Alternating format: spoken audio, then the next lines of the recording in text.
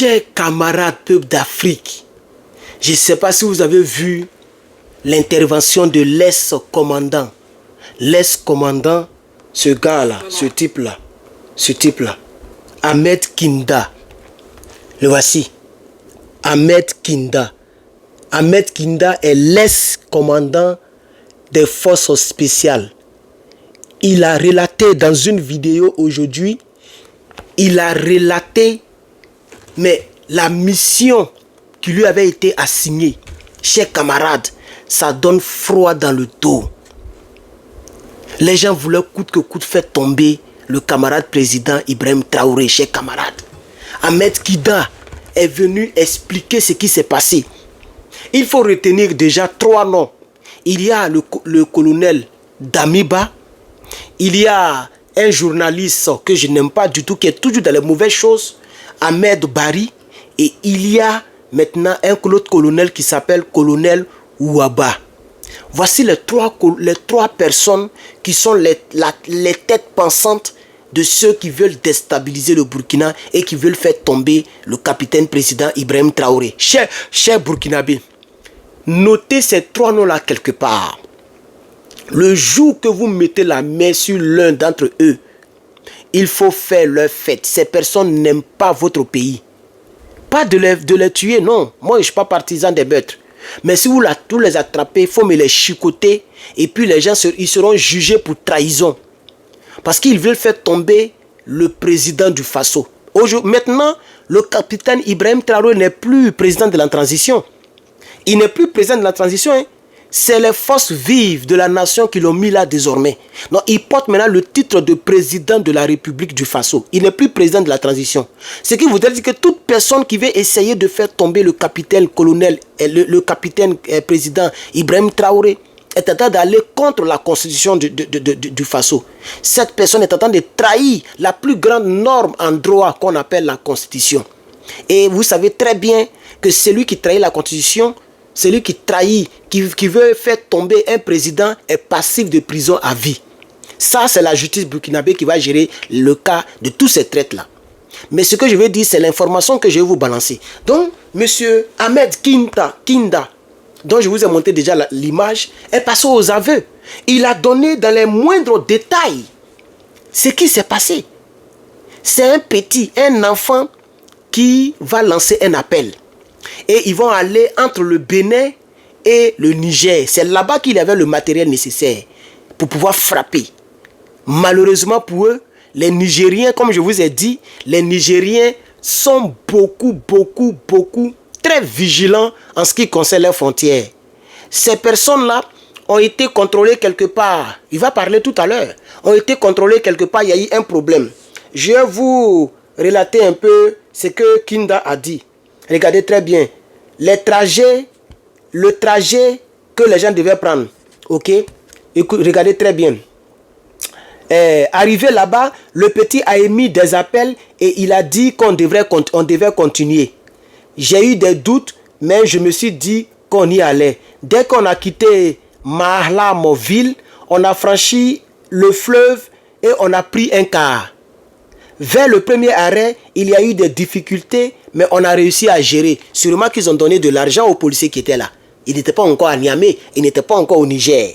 Vous voyez, voilà. Donc, ils ont eu des difficultés lorsqu'ils sont quittés la ville qu'on appelle Mahla-Ville et qu'ils ont traversé le fleuve. Ils ont eu des difficultés devant. Il y avait des barrières, déjà qui contrôlent. Mais ils ont réussi à gérer. Ça veut dire que les fouilles n'ont pas été approfondies dans cette région où les militaires qui étaient là ont été corrompus, on les a corrompus. Mais arrivés à Niamey, les gens les ont scellés.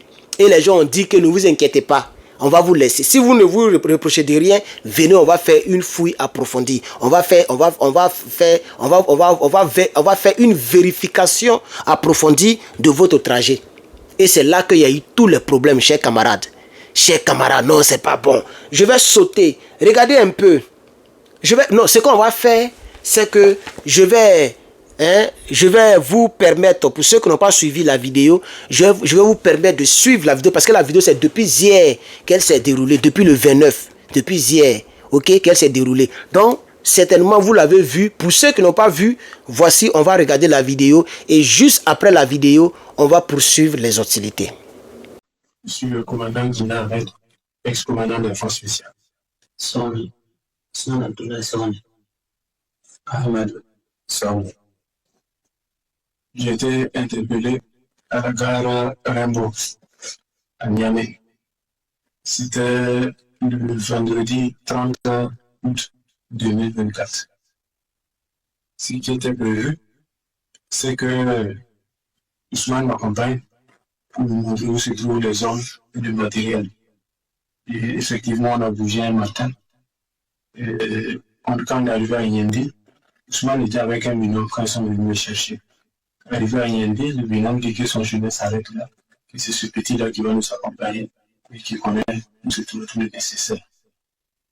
On a roulé de Yendi pendant pratiquement 24 heures jusqu'au terminus du bus Malamville, qui se trouve être la frontière entre le Bénin et le Niger. Et arrivé là-bas, le petit il a appris, il mit des appels. Il dit qu'on doit continuer. J'ai eu des doutes, mais bon, il n'y a pas de souci. Donc, dès qu'on a quitté Malamville, on a franchi le fleuve. On a pris un cas Misa Transport. Et dès le premier arrêt, il y a eu des difficultés. J'ai réussi à gérer. Et c'est ainsi que les choses se sont déroulées jusqu'on arrive à l'entrée de Niamey, où les deux ont été interpellés par la police pour des comment ils disent ça, pour des contrôles approfondis. Et que s'ils n'ont rien contre eux, ils vont les relâcher avec le prochain calme. Donc, quand je suis arrivé à la gare de mise en transport, j'ai fait le compte rendu au maire d'Amiba, le compte rendu au colonel Oba, le compte rendu au civil Barry Bouaka, Barry Aboula, tant pour moi. Donc, quand j'ai fait le compte rendu, ils ont dit ok, tu t'attends un peu, avec le dernier cas, ils vont les relâcher, ils vont venir. J'ai attendu jusqu'au dernier cas, c'était LAS. Donc, j'ai fait le compte rendu à Barry Aboula. Le dernier cas arrivé, c'est RS.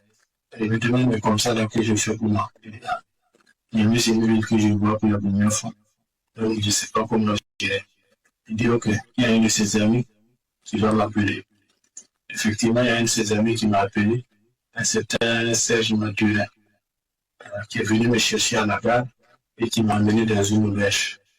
Barry Abdoulaye, c'est un journaliste.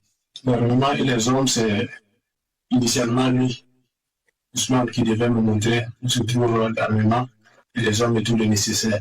Mais arrivé à Yendi, son binôme m'a fait comprendre que c'est lui qui sait où se trouve l'armement, les hommes et tout le nécessaire.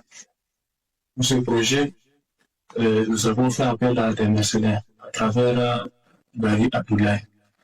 Ce sont des Centrafricains. Et moi, j'ai demandé le volume d'une compagnie, notamment 150 personnes, toutes dotées de AK-47. Un armement collectif, j'ai demandé 10 PKMS, 10 RPG-7, 4 mortiers. Initialement, Barry Aboulay, le journaliste, il a remis 10 millions à Ousmane. Mais apparemment, ils ne se sont pas compris. Parce que après, Ousmane a fait comprendre que le regard du risque encouru, il serait mieux qu'il ajoute. Et c'est après des tractations que Barry Aboulay a remis 80 millions à Ousmane. Donc, dès lors que le jeune dame m'aurait indiqué où se trouvent des hommes de matériel et de nécessaire, j'allais faire une réorganisation, une réarticulation. Et le parti, j'avais 4 tourailleurs par devant moi. Le parti des tourailleurs à chaque chef d'élément. On allait se mettre en mouvement. Alors, vous-même, vous venez, puisque l'adage dit que l'eau froide sort toujours de la bouche du crapaud. Vous venez d'écouter M. Kinda lui-même. Est-ce qu'on peut faire ça contre un président comme Ibrahim Traoré, un président de la tranche d'Ibrahim Traoré? Est-ce qu'on peut faire ça? Quand vous regardez un homme comme Ibrahim Traoré, on peut faire tout ce tralala pour vouloir le faire tomber. Vous voyez combien de fois les gens ne sont pas panafricains. Vous voyez combien de fois les gens veulent faire tomber le capitaine Ibrahim Traoré.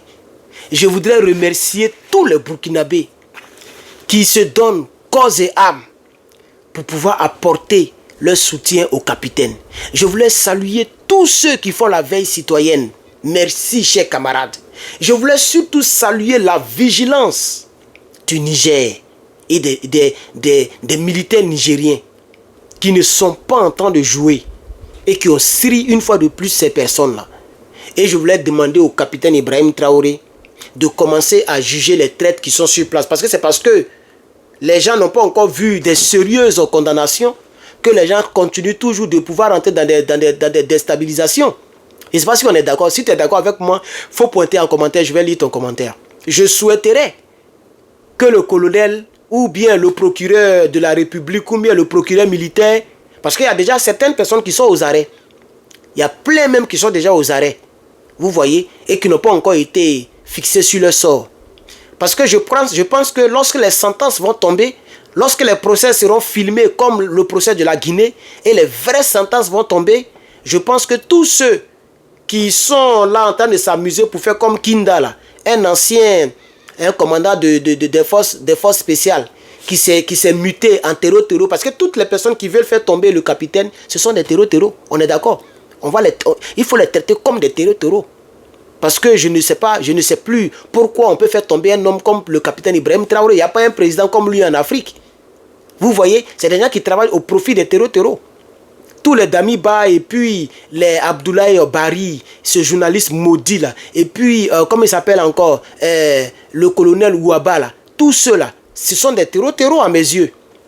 Donc, je propose, comme je sais que le camarade président, capitaine, camarade de lutte, capitaine Ibrahim Traoré, ou lui-même, ou bien ses collaborateurs me regardent, s'il vous plaît, dites à mon capitaine qu'en faisant cela, ça peut effrayer certaines personnes.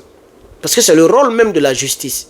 Pour punir les gens qui transgressent la loi et aussi pour effrayer les gens qui avaient l'intention de transgresser la loi. Il faut juger les personnes, les traîtres que vous avez déjà attrapés. Même ce Kinda là, il faut déjà les balancer. Lui-même il a parlé en vidéo. On ne l'a pas forcé, on n'a pas mis âme sur lui. Il a donné des détails. Même les armes, tout ça là, il a donné des détails. On a tous écouté la vidéo. Donc il faut passer maintenant. Moi c'est ce que je propose. Sinon les gens vont toujours recruter. Ils vont toujours recruter. Tant que Damiba n'a pas...